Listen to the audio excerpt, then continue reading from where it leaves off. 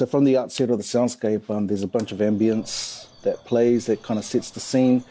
And then there's the door knocking.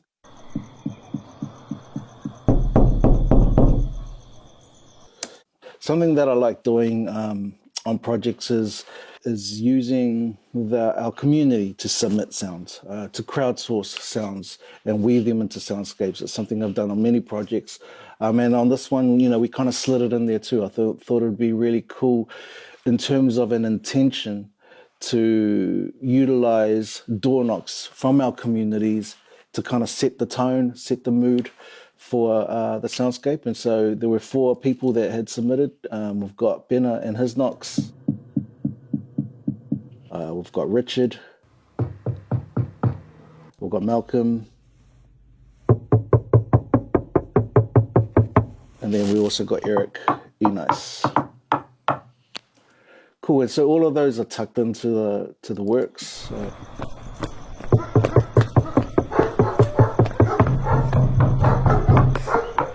To me, it just kind of makes it a bit more meaningful that it's not just generic sound libraries or my own archive libraries, but it's actually our community that are all part of this piece and we're all part of this moment. One big tip that's really served me well is this notion of archiving, that, as you kind of progress through different projects over your career and you're working in different spaces, especially if you're in my space, so if you're a audio, music producer, engineer, or videographer, that even though you're working on specific projects and, very kaupapa driven projects, that you're not only serving that project, but you're also accumulating archives that become kind of like your personal library, a palette that you call upon in future works. For myself, I've been really blessed to have kind of worked in lots of different spaces, kind of making music in the music industry, but also using, the gear, the technology to kind of create sound design and, music design for theatre, dance, or, film, TV. And as you kind of work on all those different projects and you're doing location recordings or you're creating new sounds, that you kind of take those sounds and elements and then you create your own kind of personal library, your own personalized archive, so that when you get certain opportunities or certain commissions like this, then what you're basically doing is you're assembling the right sounds that are meaningful to that project. So you're kind of cross-pollinating kaupapa, if that's a way to look at it.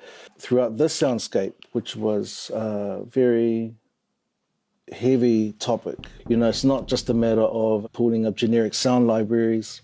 It's a little bit deeper when you've actually got frequencies from actual locations, from kaupapa-driven projects. And so that's how I've approached this soundscape. Now, one thing that I was mindful of as I was kind of piecing it together is being really careful not to over-dramatize it and make it all Hollywood and add, too many non-literal elements. So, putting a dramatic orchestra underscore underneath it, or having too many literal voiceovers. My wife and my kids. Yeah, I got a passport.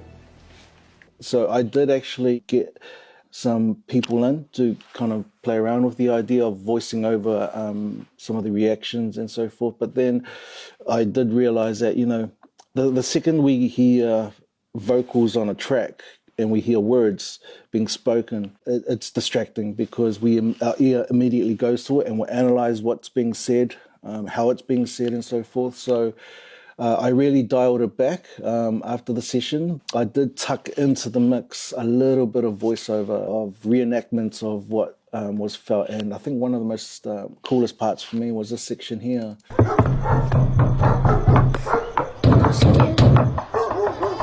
Just that moment there. I'm scared.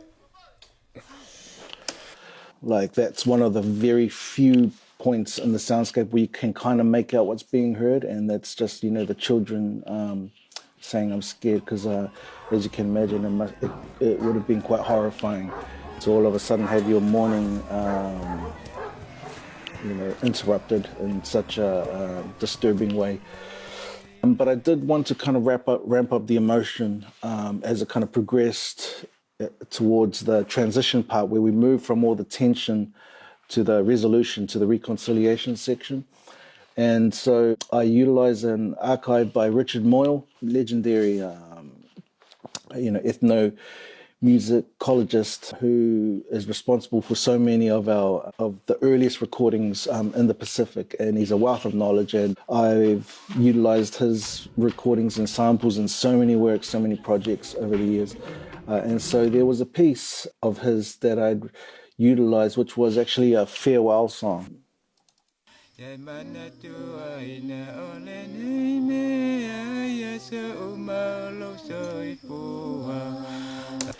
know, it was obviously a hymn that was being sung by a family back in Samoa.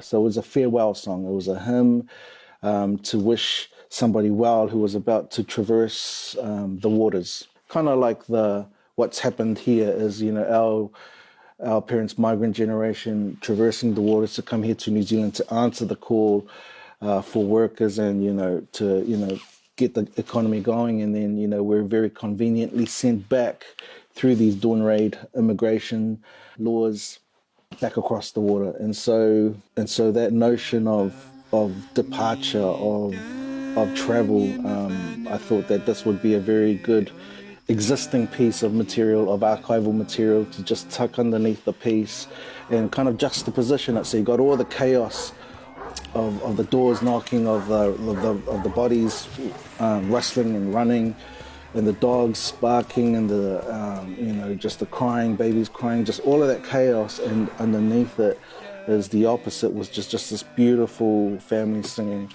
to kind of really, tug at the audience's heartstrings about the humanity of the situation of these dawn raids.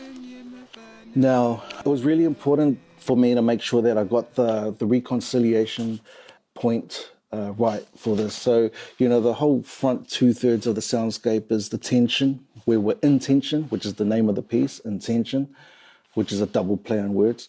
But, we've been in this whole tension, which is kind of like what we're asking for forgiveness for. And as we kind of move into this area about where the iwhonga process framework is being utilized to symbolize the reconciliation, the forgiveness, water became a metaphor for me to utilize to represent this moment.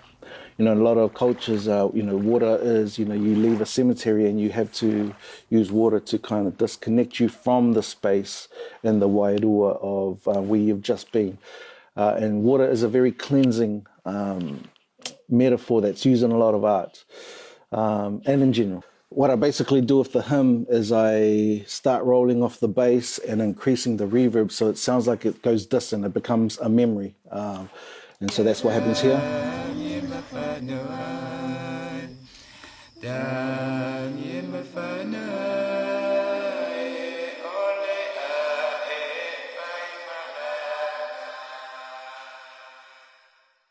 And so that's to kind of represent the family members saying goodbye to somebody who's departing back across the space.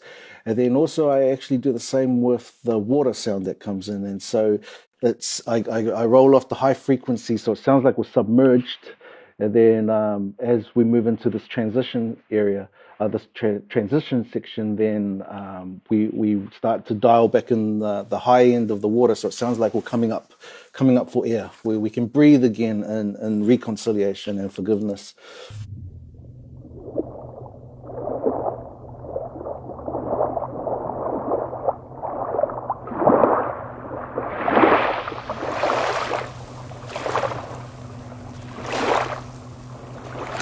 That is actually a sound of Point England over in Glen Innes. And, when you work on a lot of kaupapa-driven projects,